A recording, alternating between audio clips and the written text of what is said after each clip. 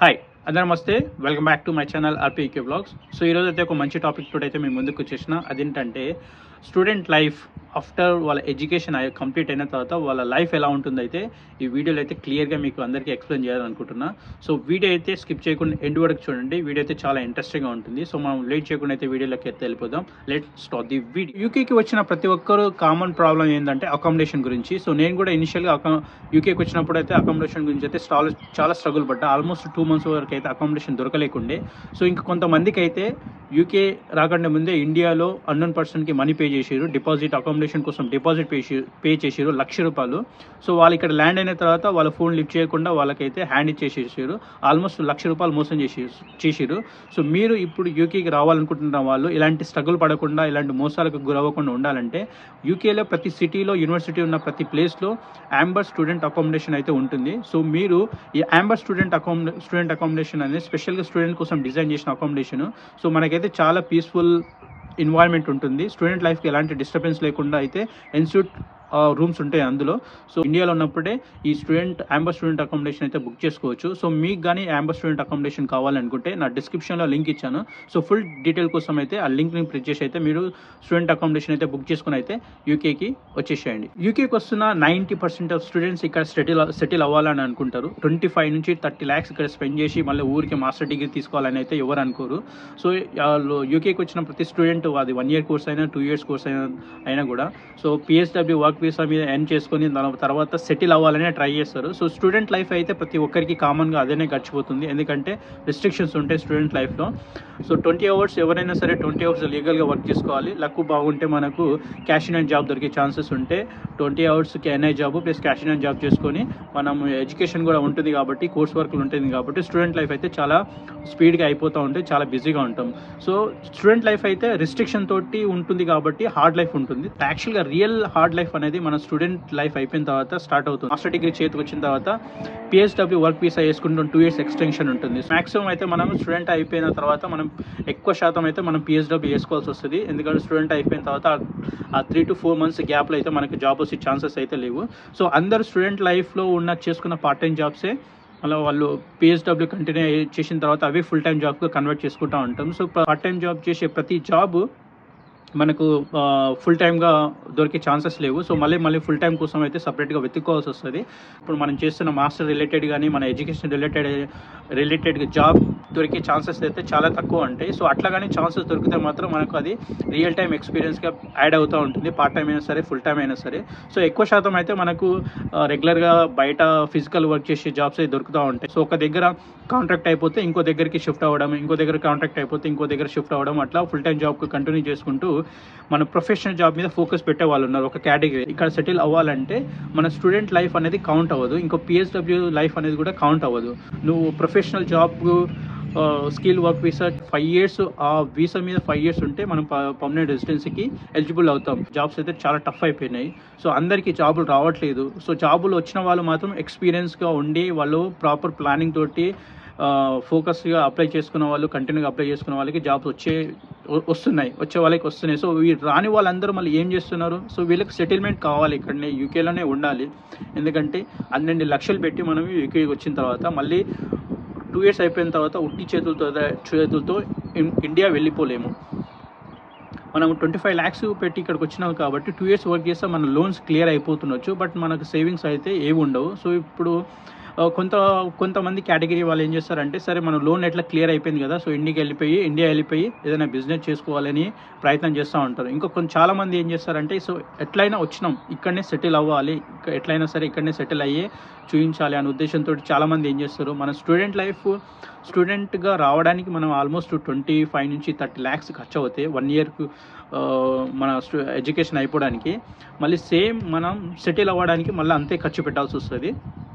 So ఇంకా మిగతా వాళ్ళు కేటగిరీ ఏదైతే ఉన్నారో, జాబ్ రాని వాళ్ళు ఇక్కడే సెటిల్ అవ్వాలని డిసైడ్ అయిన వాళ్ళు. సో జాబ్ రాకుండా ఇండియా వెళ్ళిపోయిన వాళ్ళు కేటగిరీ ఇండియా వెళ్ళిపోతూ ఉంటారు. సో మంది జాబ్ వచ్చిన వాళ్ళు మాత్రం, సో స్పాన్సర్షిప్ జాబ్ వచ్చిన వాళ్ళు వాళ్ళకి ఎక్స్పీరియన్స్ స్పాన్సర్షిప్ జాబ్ రాకపోయినా సరే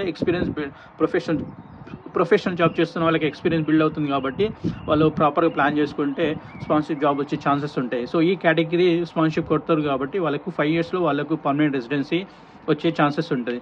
సో ఇటు జాబ్ రాకుండా ఇండియా వెళ్ళిపోయిన వాళ్ళ కేటగిరీ తీసేసినా ఇప్పుడు జాబ్ వచ్చి ఇక్కడ ఉన్న వాళ్ళ గురించి మనకు అవసరం లేదు. సో జాబ్ రాకుండా వాళ్ళకు ఎలాంటి ప్రొఫెషనల్ జాబ్ లేకుండా సో వాళ్ళు సెటిల్మెంట్ ఎలా చేసుకుంటున్నారు, సో ఇక్కడనే ఎట్లా ఫిక్స్ అయ్యి ఇక్కడనే ఎట్లా ఉండగలుగుతున్నారు, ఎక్స్టెన్షన్ ఎట్లా అవుతున్నారు అంటే ఇదంతా మళ్ళీ మనం స్టూడెంట్లు ఉండడానికి ఎంత ఖర్చు పెడుతున్నామో మళ్ళీ అంత డబ్బులకి ఇక్కడ ఖర్చు పెడుతున్నారు. అది ఎలా ఏం చేస్తున్నారంటే ఇక్కడ చాలామంది అయితే కొన్ని జస్ట్ కంపెనీస్ ఉంటాయి, నేమ్ మాత్రమే కంపెనీస్ ఉంటాయి, బట్ ఆడ కంపెనీ ఉండదు. సో వాళ్ళు ఆ కంపెనీలో ఈ క్యాండిడేట్కి జాబ్ ఇస్తున్నట్టుగా స్పాన్సర్షిప్ లెటర్ ఇస్తారు. సో ఆ స్పాన్సర్షిప్ లెటర్ ఇచ్చినందుకు వాళ్ళు ఇంత డిమాండ్ చేస్తారు.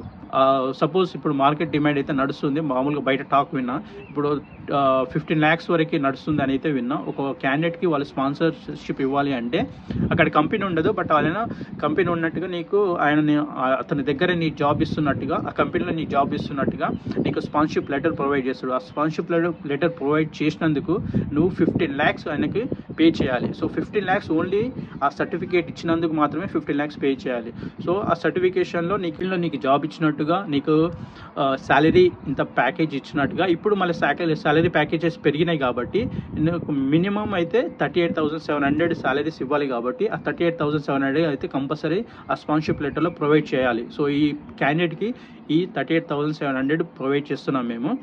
సో అని అయితే క్లియర్గా స్పాన్సర్షిప్ లైసెన్స్ నెంబర్స్ అన్ని డీటెయిల్స్ ఉంటాయి. సో తర్వాత నీకు లీగల్గా ఉండడానికి స్కిల్ వర్క్ వీసా, ఆ స్పాన్సర్షిప్ లెటర్ తోటి స్కిల్ వర్క్ వీసా వేసుకోవచ్చు. స్కిల్ వర్క్ వీసా వేసుకున్న తర్వాత ఒక కంపెనీలో నీకు జాబ్ వస్తేనేమో కంపెనీ శాలరీ ఇస్తుంది, బట్ నీకు ఇక్కడ కంపెనీ శాలరీ ఇవ్వదు. జస్ట్ నీకు జాబ్ ఇచ్చినట్టు మాత్రమే స్పాన్సర్షిప్ ఇస్తుంది. ఎవ్రీ మంత్ వాడు నీకు శాలరీ ఇవ్వడు. సో నువ్వు శాలరీ ఆ కంపెనీ శాలరీ ఇస్తున్నట్టు నువ్వు మళ్ళీ ప్రూవ్ చేసుకోవాలి. గవర్నమెంట్కి అఫీషియల్గా ట్యాక్స్ కడితేనే నువ్వు పర్మనెంట్గా సెటిల్మెంట్ అవుతావు. 5 years నువ్వు ట్యాక్స్ కడితేనే పర్మనెంట్ రెసిడెన్స్కి అప్లై చేసుకోవడానికి నువ్వు ఎలిజిబుల్ అవుతావు. సో అట్లా ఎలిజిబుల్ అవ్వాలి, నువ్వు అఫీషియల్గా ట్యాక్స్ కట్టాలంటే ఏం చేయాలి? మళ్ళీ ఇప్పుడు ఈ స్పాన్సర్షిప్ కోసము 15 lakhs పే చేసిన వాళ్ళు మళ్ళీ ఏం చేస్తారు? ఎవ్రీ మంత్ దాదాపు 38,700 అంటే పర్ మంత్ వాళ్ళు ఎర్న్ చేయాల్సింది అఫీషియల్గా ట్యాక్స్ డిడక్షన్ పోయిన తర్వాత వాళ్ళు 2,700 నియర్లీ 2,700, 2,600 to 2,700 వాళ్ళు ఎర్న్ చేస్తున్నట్టుగా చూపించాలి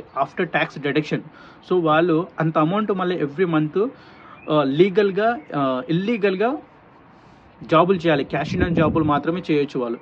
ఎందుకంటే స్పాన్సర్షిప్ వాళ్ళు ప్రొవైడ్ చేశారు. సో స్పాన్సర్షిప్ వాళ్ళ దగ్గర కంపెనీ ప్రొవైడ్ చేసిన కంపెనీ దగ్గర పని చేయలేరు.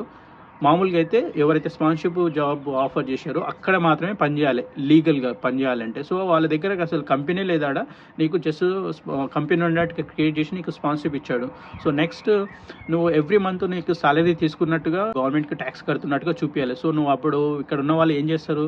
సో ఇల్లీగల్గా క్యాష్ ఇన్ హ్యాండ్ జాబ్ చేస్తారు. క్యాష్ ఇన్ హ్యాండ్ జాబ్ చేయడానికి ఇక నానా తంటలు పడాలి. ఇప్పుడు ఎవ్రీ మంత్ మనం nearly 3,000 pounds without tax deduction ఎంత అవుతుంది? ఆల్మోస్ట్ 3,000 అబోవ్ ఆ అమౌంట్ నువ్వు ఎర్న్ చేసి మళ్ళీ నీకైతే ఎవరైతే స్పాన్సర్షిప్ నీకు జాబ్ ఇస్తున్నామని నీకైతే ఏ కంపెనీ అయితే చెప్పిందో మళ్ళీ వాళ్ళకు నువ్వు ఎర్న్ చేసి cash in hand job earn చేసి మళ్ళీ వాళ్ళకి ఇచ్చేస్తే వాళ్ళు లీగల్గా దాన్ని వైట్ మనీగా కన్వర్ట్ చేసి గవర్నమెంట్కి కట్టాల్సిన ట్యాక్స్ కట్ చేసి మళ్ళీ నీకు శాలరీ వైజ్గా శాలరీ రూపంలో నీకు నీ బ్యాంక్ అకౌంట్లో పే చేస్తారు. సో అది లీగల్గా అయిపోతుంది అప్పుడు. సో గవర్నమెంట్కి కట్టాల్సిన ట్యాక్స్ డిడక్ట్ చేసుకొని నీకు ఆఫ్టర్ ట్యాక్స్ డిడక్షన్ తర్వాత నీకు ఎంత రావాలో అంత నీ మనీ మళ్ళీ నీ అకౌంట్లోనే వేస్తారు. అట్లా 5 years కట్టుకుంటూ వెళ్ళాలి.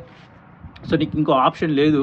ఎందుకంటే ఆల్రెడీ 15 lakhs ఇన్వెస్ట్ చేసినావు. మళ్ళీ ఎవ్రీ మంత్ నువ్వు అట్లా చేస్తేనే నువ్వు లీగల్గా నువ్వు సెటిల్మెంట్ వీసాకి ఎలిజిబుల్ అవుతావు. సో ఈ యొక్క ఆప్షన్ వల్ల ఏం చేస్తారంటే ఇండియా రాలేక ఇక్కడనే పార్ట్ టైం జాబులు ఫుల్ టైం జాబులు చేసుకుంటూ ఎట్లా 5 years మనం కష్టపడితే నెక్స్ట్ మనకు సెటిల్మెంట్ వీసా వస్తుంది, పర్మనెంట్ రెసిడెన్సీ వస్తే అప్పుడు ఏదైనా చేసుకోవచ్చు, బిజినెస్ అని పెట్టుకోవచ్చు, ఇంకా ఏ జాబ్ అని చేసుకోవచ్చు. చాలామంది ఏం చేస్తారు?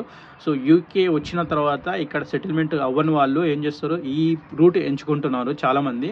సో అది మొత్తము ఇక బానిస లాగా ఒక 5 years మనము గుడ్డి చాకరీ చేసుకుంటూ చేసిన మనీ మొత్తం మళ్ళీ వానికి ఇచ్చేసేయాలి. మన మనీ మనం కష్టపడాలి, వానికి ఇవ్వాలి, మనం మన జాబ్లోకి తీసుకోవాలి. అట్లా కంప్లీట్గా మనకు 5 years జాబ్, ఒక fixed job, cash in hand job అయినా సరే ఫిక్స్డ్ జాబ్ దొరికితే ఓకే. ఫిక్స్డ్ జాబ్ దొరకకుండా అసలు ఎక్కడని పోతాం?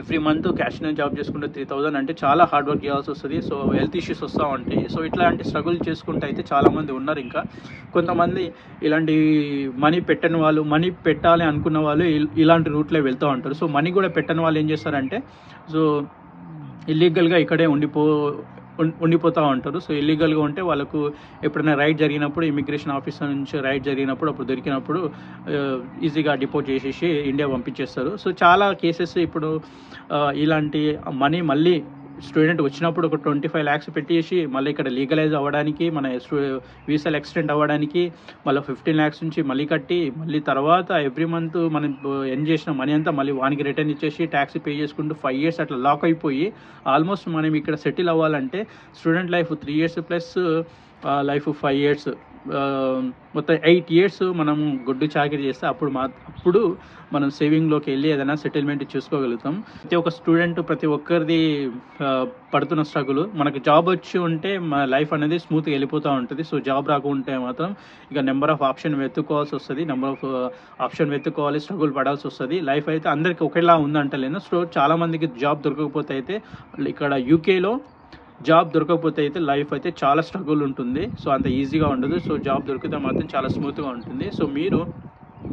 సో నన్ను పర్సనల్గా నా ఒపీనియన్ అడిగితే మాత్రం స్టూడెంట్స్ ఎవరైతే ఉన్నారో సో వాళ్ళు 2 years కోర్స్ అయితే చూజ్ చేసుకొని అయితే రాకండి. 2 years కోర్స్ తీసుకుంటే మీరు ఇక్కడ సెటిల్ అవ్వాలి అనే ఉద్దేశంతో ఇచ్చిన వాళ్ళు 2 years కోర్స్ అయితే తీసుకోకండి. 1 year కోర్స్ తీసుకొని PSW ఎక్స్టెన్షన్ 2 years తీసుకున్నా మీకు 1 year కోర్స్లో 1 yearలో టైం అనేది ఫాస్ట్గా అయిపోతుంది. మీకు టైం వేస్ట్ చేయకుండా 1 yearలో మీరు చదవాల్సింది 2 years చదవాల్సింది 1 yearలో చదివేస్తారు.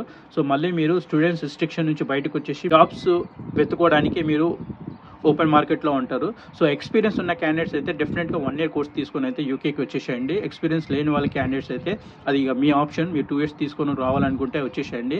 బట్ నన్ను పర్సనల్గా అడిగితే మాత్రం ఇలాంటి స్పాన్సర్షిప్ కొని 15 lakhs ఇన్వెస్ట్ చేసి మళ్ళీ ఎవ్రీ మంత్ మళ్ళీ జాబులు దొరికితే ఓకే, మళ్ళీ జాబులు దొరకక ఇక్కడ స్ట్రగుల్ అవుతూ ఇంత ప్రాబ్లం ఫేస్ చేసుకొని ఇక్కడ ఉండాల్సిన అవసరం లేదు. అదే ఇండియా వెళ్ళి అంతే స్ట్రగుల్, అంతే మైండ్ ఎఫర్ట్ పెట్టి ఇండియాలో పెడితే మనం హ్యాపీగా బతుకొచ్చు అని అనుకుంటున్నా.